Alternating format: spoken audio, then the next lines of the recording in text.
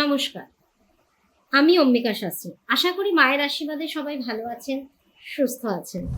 আজকে যেটা নিয়ে ভিডিও করব সেটি হচ্ছে সংখ্যাতত্ত্ব অনুযায়ী এই অক্ষরের জাতক জাতিকারা কিরকম, তাদের চরিত্র কিরকম।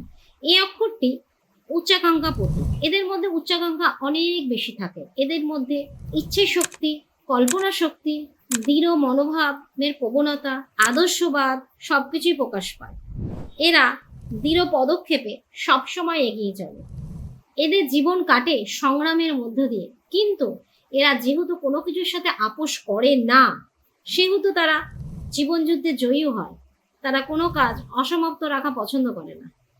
তারা জীবনে মান, খ্যাতি, যশ সবকিছুই লাভ করে। তো আপনার নামের প্রথম কি অক্ষর অবশ্যই আমাকে কমেন্ট বক্সে জানাবেন। সেটা নিয়ে অবশ্যই ভিডিও করব। আমার সঙ্গে যোগাযোগ করতে গেলে নিচে দেওয়া নাম্বারে অবশ্যই যোগাযোগ করবেন। তো আজকের মতো এতটুকুনি। সবাই ভালো থাকবেন, সুস্থ থাকবেন। জয় মা তারা।